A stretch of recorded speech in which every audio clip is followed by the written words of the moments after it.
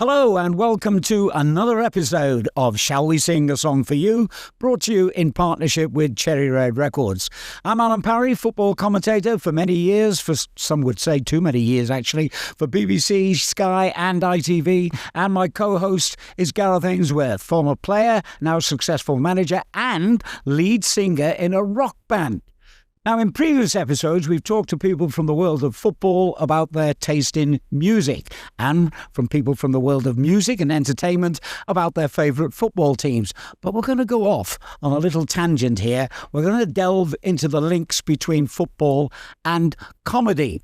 I'm sure we've all had a good giggle over the years at some of the things that you hear chanting from the terraces, and some of the things, depending on which team is your favourite, that you see actually on the football field. So who better as our star guest in this episode than comedy genius and avid football fan Henning Wehn, who's taken time out from his highly successful UK tour to join us on Shall We Sing a Song for You. Henning, a very warm welcome. Let's talk football first. You grew up in Germany. Yeah. How did you get into the game? And who was your favourite team in Germany in those early years? Well, it is harder not to get into football, isn't it? So when you grow up, it's football all around you. So I grew up essentially 20 yards from a proper football pitch, Hagen Elf, the name of the club there. And so then our local team. So essentially I grew up in Hagen in Westphalia. And we're halfway between Dortmund and Schalke. And so then when you're young, you have to make a decision, pick one or the other. And, well, what can I say? I made a massive mistake.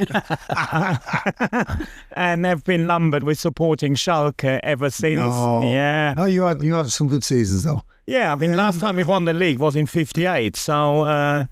yeah, I was thinking more 2000s, good seasons. Yeah, not winning the league, Henning, but Schalke, they're okay. Oh, we're a good club. We're a big club. Yeah, still getting 60,000. Yeah, Dortmund would have been the one to go, though. Well, yeah, you're probably not wrong there. You came over to England 23 years ago now, and ironically, your first job in this country was with a football club. Explain the story to us, if you will. Well, the story was that the company I was working for back home, they were about to go under. And I looked at my CV, it looked all right, but I didn't speak English, as in very basic school English. So I thought, well, let's move to Blighty for a few months and pick up the lingo. And I'd always worked in sports. So I applied to the 92 Football League clubs and managed to get a few interviews. And then the only club really stupid enough to give me a job in the Wycombe Wanderers. So what was the job? You weren't up front or anything like that? No. Saying I've converted a penalty against you, Gareth. Oh, you have, yeah. I have to admit. Sadly, Henning, you scored a penalty against me. Okay, most people have, to be fair. But I'll carry on with the story. So you were working in, the commercial department? Yeah, that's right. So that was just at the time when Wycombe were in the process of trying to get the ground share with Wasps underway. And, the idea was they needed to required the agreement of the council to get the ground share underway. So the club had shown no interest in the local residents at any point. So they were obviously all against it. And then the club needed to show some initiative of that they're interested in them and what have you. So, and I offered the club a research project where essentially the idea is how do the different stakeholders, be that sponsors, supporters, local residents, staff, how do they feel about the club? Where do they want the club to go? So you might say proper marketing bollocks, but actually something, if the data are used in a sensible manner, you can actually go a long way with them. So, and then what happened? So essentially, the club then reached out with the findings I could give to the then CEO, Simon Monkman. Yeah. So I could, so he had then some data to go with to the local residents and promised to be good neighbours, and that was presented to the council, and then the council agreed to the ground share, and that's obviously the last the local residents have heard of the club. I read a comment somewhere that you initially only intended to spend a year in England, and I quote, you decided so you could blend in with the locals that you would get extremely lazy and spend money you didn't have. Was that really your first impression of English people? Well, it certainly is very much. I mean, all you need to do is just read the job adverts. So it's what is required is a good sense of humour. And then you think, what's that all about? So, I mean, what's that? Yeah, and then everyone writes into their cover letter that they've got a great sense of humour and all that. And think, yeah, but I need an accountant. I don't need someone with a good sense of humour. Someone who's good with numbers. Exactly. So how did you make the transition then from working at a football club? Probably in the process, they're quite amusing anecdotes. So in the process, and that also goes with sense of humour. In the workplace.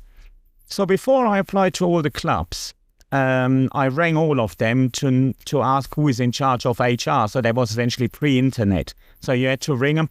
And then I rang Port Vale, and some geezer picks up the phone and I say, so who is in charge of HR with you? And then he goes, Barry Big Tits. So and then I thought, well, in all likelihood, that is not the geezer's name. But if the HR manager really is called Barry Big Tits, there will be very few applications on his desk because no one will believe that to be the name.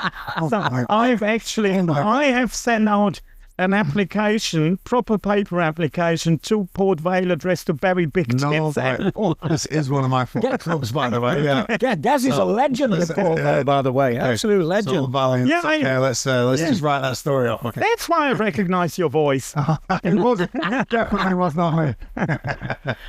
So the first break then, did you have to do the sort of pub circuit Yeah, so what essentially happened was I walked past the pub. They had a board outside saying, tonight stand-up comedy. And I'd never heard of stand-up. I thought, I wonder what that is. So I went in, really enjoyed what I saw. And I thought, I wouldn't mind giving that a go. And then I treated the headliner. It was Gary Delaney. He had just started out. Okay. And it was really low-level pub gig. Treated him to a pint, and then he wrote me down a few numbers of open mic comedy gigs. So I picked up the phone, arranged a few gigs, and that's how it all started. In Wickham? That was, by that point, I was living in Greenwich. That was about a year and a half after I arrived in the country. Okay. And culture-wise, Henning, and this is something I want to know. What was it like? You know, because we have got a big reputation of drinking as fast as we can, going out on a Friday and Saturday night, getting as blotto as we can and having a massive hangover. Speak for yourself. Was that something that you embraced, or was that something that you do in Germany, or is that something that you thought, what the hell's going on? I think you can do that to a different level. I think I don't know how. I mean, just what I love about Britain, really love is the pub culture. Yeah. So back home, people get hammered, but the process would be you go to work, then you leave work, go home, get changed or something, and then reconvene an hour or two later. Yeah. Whereas in Britain, what I absolutely love, from the office straight in the pub and then not home till 3 a.m. I think it's fantastic. And then up for the next day. Yeah. Absolutely brilliant. And probably what certainly didn't happen in Germany as much as in Britain is the lunchtime drinking. Okay. Which I think is absolutely fantastic. What were the toughest gigs that you can remember doing in those early days? Well, I was quite lucky because, my English was still so rudimentary. I didn't understand any of the heckles or nothing, so I was totally oblivious to what was going on around me. Place to be. I might try that as a manager. That's it. I don't speak English, no. I don't know what you're saying. Because Peter Kay got in trouble recently, didn't he, for actually getting a couple of people thrown out who were heckling him. How did you deal with hecklers other than pretending that you didn't understand what they were saying? Well, I personally always feel it's a difficult balance, because you don't want to engage them, because the moment you start engaging them, they just feel then, that becomes part of the evening. And then all of a sudden, everyone thinks they can chip in. Yeah. And what's that moment of glory, don't they? Exactly. So you're better closing it down right from the word go. Yeah. And that is, in my experience, it's difficult. You have to acknowledge it's happening, but you mustn't give it any airtime. Yeah. If that makes sense. That makes total sense. And then when, people have come and paid good money to see the comedian, not to see some volleyhead. Yeah, so trying to ruin it and make it so, and therefore, I think chucking people out, generally speaking, the right approach. So in the early days, numbers-wise, what what sort of gig would you play? Like how many in the audience would you play? Well, it's the four. I mean, it's the four of you here in the room, and that's already more people than I would normally perform to. Well, there's famous stories about, like, this is a music podcast, but there's famous stories about, like, Oasis back in the day. They were playing to, like, 9 people, and they'd play the whole gig, and those 9 people, 10 years later, like, I was one of those 9 people. Like, I wonder if anyone goes, I was one of the... And nowadays, about 1 million people claiming to be one of the 9, all right? Yeah, the 1 million people not getting tickets on the internet. Yeah, let's talk about that another time. But I would say, would somebody go, I was at Henning Wehn's early gigs and I was one of the first 9 or 10 people. And have you had people say that? Yeah, people. There is people who have come and seen me for many, many years. And do you recognise them as well? So, yeah, it's good. No, it's nice. Yeah. You've both been entertainers in the public arena. Gaz played in front of 50,000 people quite regularly, but at least he had 10 mates around him. You have to stand in front of not quite so many, perhaps, but you're on your own. Yeah, but no one tries to do a 2-foot tackle on me. So I mean, So you've just planted the seed now. That must be terrifying, though, isn't it? When you first stood up there on your jacksie, thinking, I've got to entertain these people. No, make them laugh. You rarely ever get booked for a gig you're not ready to do. The promoters are very conservative. They're really protective of their nights. So they'll only give you a short slot, and essentially at gigs where there is hardly anyone there. So the first few gigs, I remember my first gig was in a pub called Purple Turtle on Essex Road in London. And... there was maybe 3-4 people in the pub. So, and they were then shoved in a corner was some people doing comedy. And I know there was a dog there, the pub dog, and the pub dog barked, and that got more attention than any of the acts on stage. So, but that's essentially that is how it goes. The delight. I always said in the early days, I said, if you want to finish my comedy career, tell me you've booked Wembley Arena, sold it out, and I have to do a 90-minute set, because I couldn't have done any of it. I couldn't have handled the number of people. I wouldn't have the material. I wouldn't have the stagecraft. So, and therefore, that would have been game over. But you just slowly progress into the right direction. So, comedy. Why comedy? You just went to that one night and you enjoyed it, and that is the sole reason. Yeah, I felt plausible. And that was it. Yeah. So, playing to thousands now, playing in big arenas and that. Did you ever envisage that? You know, growing up, Henning, did you ever go, I want to be an entertainer, I want to be in the public eye, I want to be either a musician or a comedian, or did you like that? Did you crave that? Or no, honestly, not for me. But I always, I think my career ambition was more becoming a CEO of a football club. Seriously? Yeah. Wow. And I'm not very, very pleased I'm not. No, because with the amount of grief. There is some comedians do that. I believe it. President Club accepts if that's fine. Yeah, well, there's been some in the past, but no, honestly, it's amazing to know that you came across to do that. Probably, like you say, a studious guy, probably going, right, I want to do like everyone does, you know, and parents go get a good job, getting the city or work in a bank. That was always the big one for me. Yeah. You know, if you work in a bank, that's a good job. But then to go into comedian and smash it, because you have smashed it. I've been to a couple of his shows and well, at least I can top you both here, because I performed in front of millions. Fortunately, I couldn't see any of them, and even more fortunately for them, they couldn't see me. The beauty of radio and television.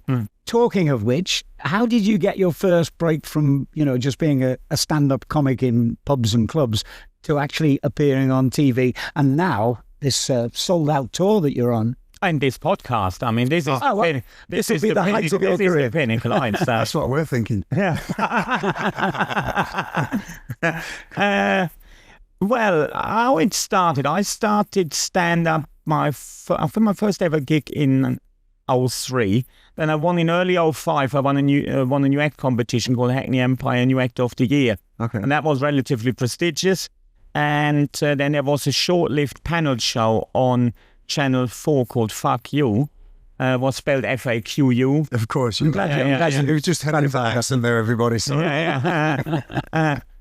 And so that was, and essentially they booked me a few times. They were looking for up-and-coming people. They were hosted by David Mitchell at that time, I mean, he had already done Peep Show, but he wasn't not really. I mean, he was established as comedy actor, but not as like a host of anything.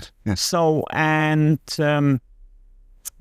so that was, I got invited onto that a few times, and then we had the World Cup in Germany was coming up in 2006, and I knew I'd always worked in sports/football, so, and I had that profile from that new act competition, and then I thought, I'm sure I can make this work with the World Cup coming up. So, and that's when in May 2005, I went full time.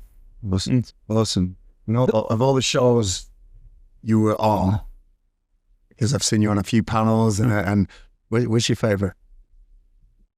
Well, I got to say, it was very, very, very special travelling around Europe with Lothar Matthaus. Oh, wow. So that was, we'd done a thing in the build-up to the World Cup 2014, and that was like, essentially, is this actually happening?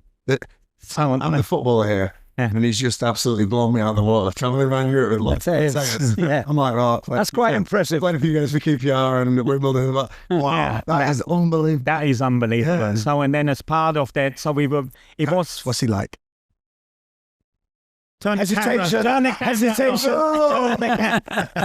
Amazing. He's everything you're hoping to be. So it's Me and heroes. I mean, that really was, I mean, brilliant. Okay, one anecdote. Go on. Okay, so with the filming ended, our last episode, we traveled all around Europe. So we went to, around England, and in Germany, France, Netherlands. And the last episode was in Moscow.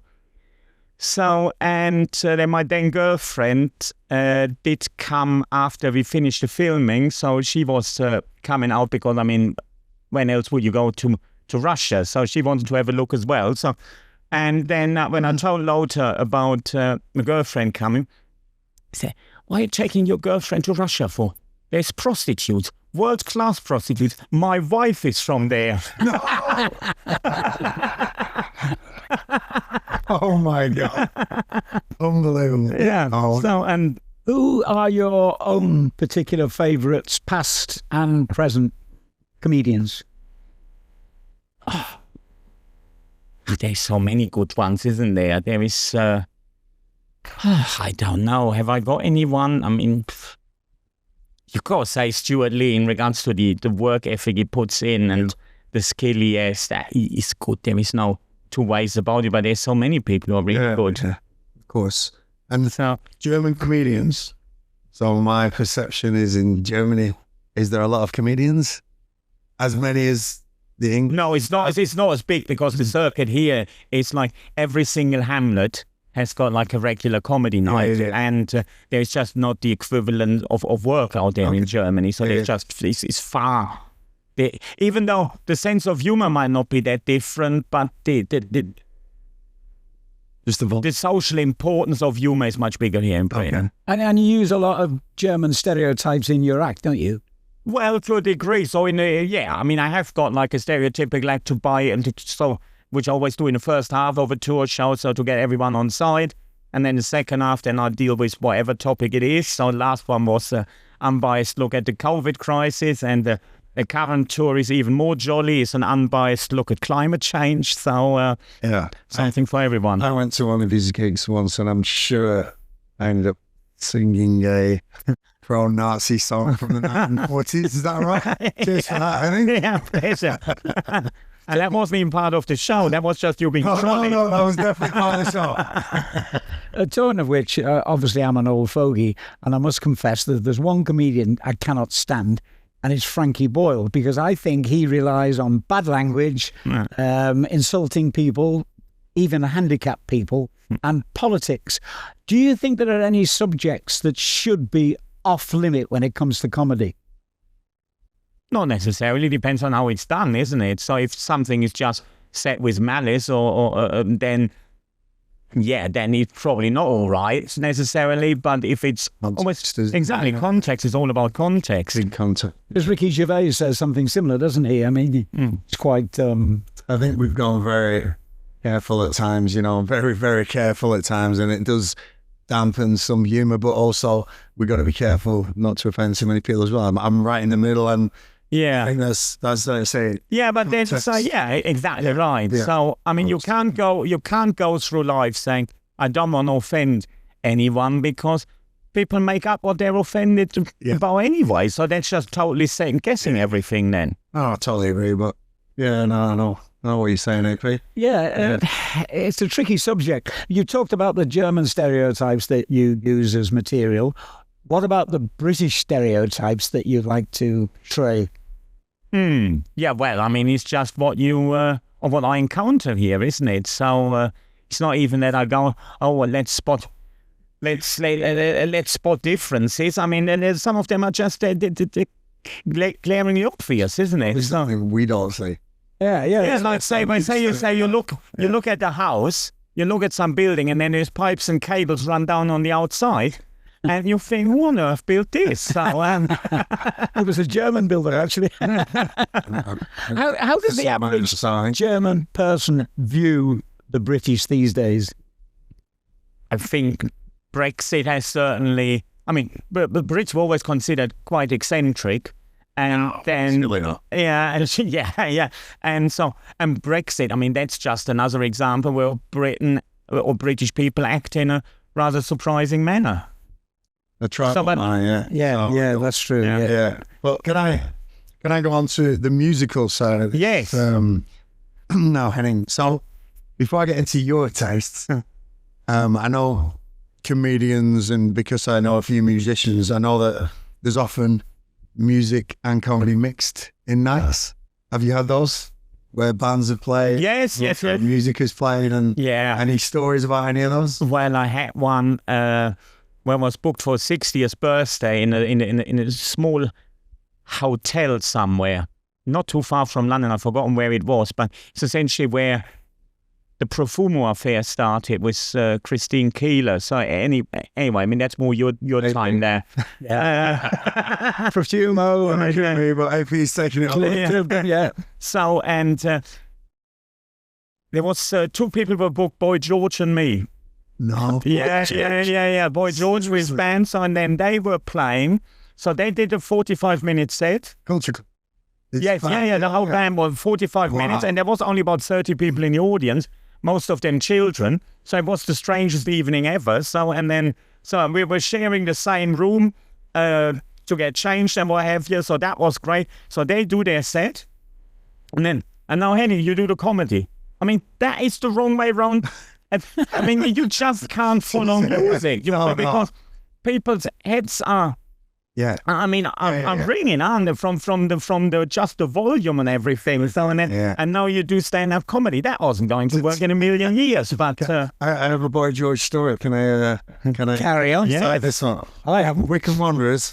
I'm the manager of Wycombe Wanderers, and we get a trialist in, and he's called Paco Crane, and he's from America, and he comes in, and I get talking about him. I always try and find out about the trialist and everything, and his dad was the bassist in Culture Club. Ever. Absolutely. And he could play drums. And I'm thinking, this guy is so cool. I want to sign him just on this. I couldn't. He was a good player, by the way, and he only just missed out, Paco, but I couldn't believe it. And we looked, his dad was Jamaican descent, so if you look at Culture Club, you'll see the bassist in not many clothes, by the way, because Culture Club back in those days were like, the 80s sort of, and it was just brilliant to have Paco talk, and I was asking him stories about his dad and how he'd been with Boy George, and all. It was, honestly, it's a pity you didn't join Wycombe a bit earlier, because you've heard of Shawaddy Waddy? Yes, I've heard of show. Well, just check. Just check. I'm not as old as you, AP, but We had a player, and he was a really good player. He used to play for Leicester City, called Stephen Oakes, and his dad, guitarist in Shawaddy Waddy. No way. Yeah. Wow. Musical connections at Wycombe Wanderers. There you go. Yeah. Sorry. And back to it. And so I agree. Comedy definitely does not follow music. You always end the night with music because everyone wants to get up and dance, and then you sit down and listen to comedy. It wouldn't work. But musical tastes, yourself. This has been interesting. I've heard a few rumours as I've sat down. Well, any musical tastes, firstly? I feel like I missed the boat on that one. Serious? Yeah, I mean, I've got the radio on and whatever, and whatever music concert I go to, I always like, but that's because I haven't got any taste.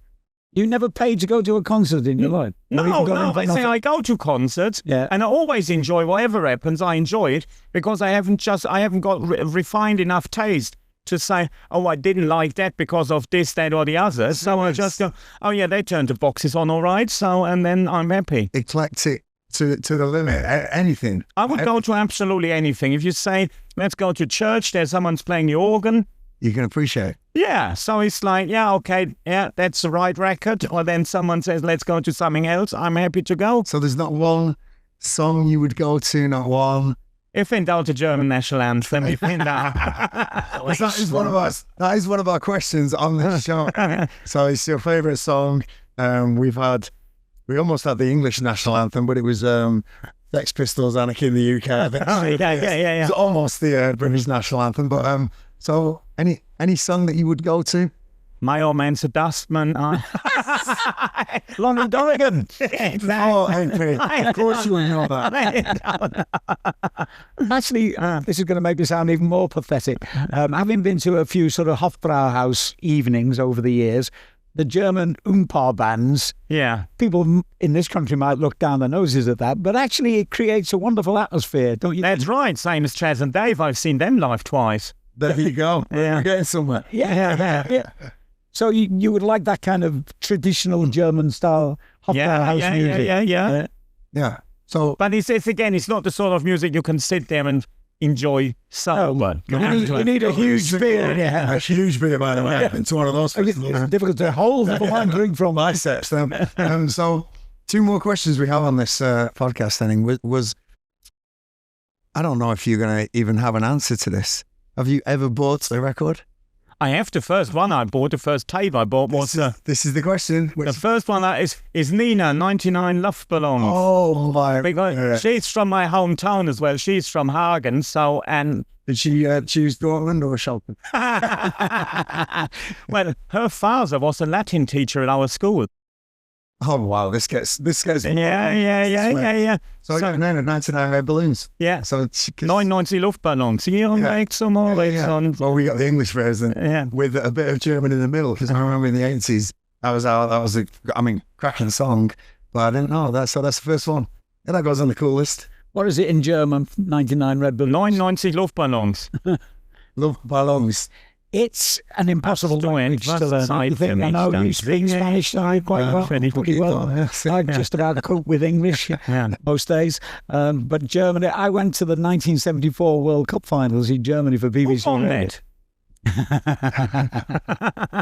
I've forgotten. Who won that? The great Gerd Muller scored the winner, didn't he? But hang on, it's a very difficult language. Hang on, where were the Euros 2 years prior to that, and who won them again? Surely. Somewhere. Surely. Let's go back to 66. I've got to get one little story in when you were talking about Matthaus before. I'm just a pub footballer. I'm not a very good one at that. But I used to play for this charity team that had some proper celebrities in it. One day we played a game at St Albans City foot. And I was told that Franz Beckenbauer was going to be in our team.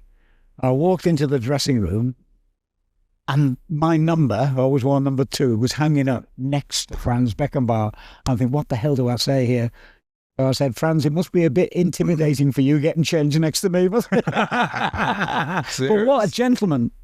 Seriously, you play with Franz Beckenbauer? Yeah, the Franz Beckenbauer. Hey? This is unbelievable. He's had a European tour with Lothar Matthaus. You play with Franz Beckenbauer. I'm the footballer here. What's going on? I've got another photo I'll show you one day. At Wickham's Old Ground, there was another charity game, and I was in this team that included Jimmy Greaves, Jeff Hurst, Ron Springer, and Bobby Moore.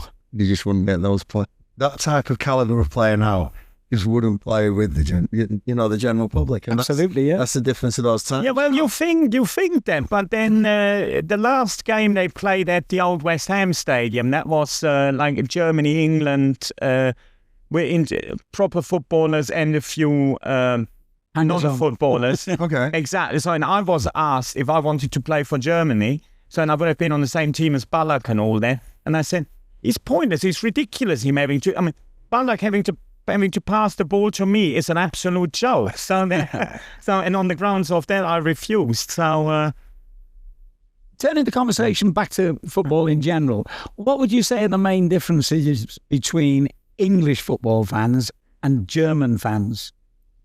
English fans get really, really excited when there is a corner kick. Yeah, it's true. Well, Whereas the German fans know where there's no more than a 4% probability of this turning into an actual goal. listen, we haven't won as much as you guys, so we're getting excited about everything, okay? I mean, obviously Germany, one of the great superpowers. Is it 4 World Cups they won? I think only Brazil have won more and another 4. Yeah, 3 Euros. Yeah. 13 major fine. Not that you can't see it. No. But it's a few years now since you reached those kind of Yeah, 11 years of hurt. Yeah. 11 years of her. Because we have to say 50 or 60, whatever it is now, yeah. I thought 1966 would get another Schutz mention at some point. Well, why do you think the German national team has gone into relative decline? What, losing to the referee at the Euros in the last 8? Yeah. I mean, that's the most blatant handball I've ever seen, ever. Remember when Cucurella stopped the ball from going in? So anyway, yeah, I don't know. I think we had the wrong manager for a while, and now we seem to be having the right manager again. You're going to be pretty good. You're always there and thereabouts, and yeah. So I want to turn this back to music again, AP. Yeah. Because we've got a favourite song. We got First, which are both very cool, by the way. So, and you've told me you've been to gigs. You've told me you've been to plenty of shows. Favourite live show of all time? Oh. Can't be a comedy show. No. Probably at festival number 6, Pet Shop Boys. Where you would think that won't amount to much, but that was really, really good. So the whole show, how they designed it, all that was really, really good. It was amazing. Yeah, really good. Yeah. Wow. And of course, the greatest group in pop music history, the Beatles, cut their teeth in Hamburg. They probably got to some other things in Hamburg as well, I'm sure, but that's where they first came to. That's another one, like the Oasis, like 1 million people claiming to be one of the 9. Yeah. There was about 10 million people who claim to have seen the Beatles in Hamburg. So in Germany, when the Beatles did come over and there was a big thing, I know you weren't around, obviously, but is there folklore about that? Is there stories about that or not so much? Not probably if you're maybe if you're in music circles in Hamburg, maybe, but nothing. See, because I'm from Hagen, and we were the town where most Neue Deutsche Welle bands came from. So your Nenas, your Extra Breit, Gerobschne. There was a saying in the late 70s, early 80s. Komm nach Hagen, werde Popstar. So move to Hagen, become a pop star. So that's translated that. Pop star. That's what I've always said. That's still my dream in regards to career move, and that is you still owe me on that one, Gareth. You promised me you would get yourself a job in Germany, in German football, and you would take me along as your translator. I think you promised to open a few doors first. Those doors have firmly been shut in my face. So no, it was great to have you and come and see you gigging and get your support at Wickham. It's been. Yeah, but what do you reckon? Do you reckon you and I going to Bundesliga or Bundesliga 2? I could do. Let's start on Division 2, yeah? Yeah. I'll work my way over, yeah? We're shocking nowadays. Yeah, Bundesliga 2, yeah. And we have got, essentially, you won't be needed for longer than 2-3 months because no manager lasts longer than that. It's getting so much like England, isn't it? Just getting back to your tour, which has been really successful, sold out in most venues. How many gigs in total? And how long do you do on stage?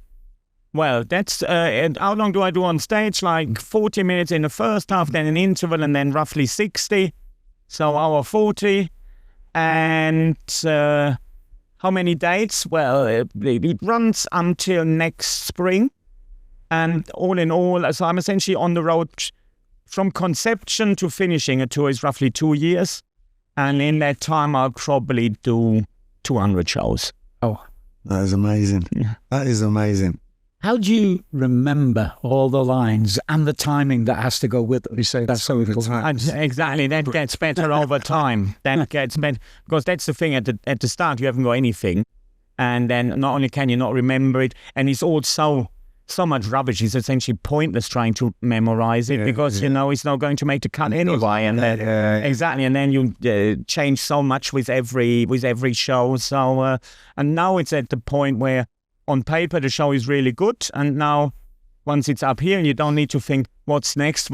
You can actually start performing the thing. No, I totally understand, because I'll tell you what, the worst thing about lead singing sometimes, and it's only happened a couple of times, and I'm hoping there's lead singers out there that know, and these are our songs, by the way. The guitarist or the bassist or the people, they'll start the intro, and I won't have a clue what the first line is. And I'm thinking, oh my God, what is the first line? I forgot the first line. And then all of a sudden it just comes. Yeah. As you hear it, something that will set you off and you'll get it. And I've never not sung the first line, but I'll tell you what, the amount of times I thought, oh my God, I don't know the first line. And it's my song. Yeah, that's the hard bit, isn't it? Because like your brain is constantly thinking, what's next? While you're saying one thing, so what's next? And if 90% of your mental capacity is eaten up by that, there is very little left you can perform with. Absolutely. Do you write all your own material? Oh yeah, that's impressive.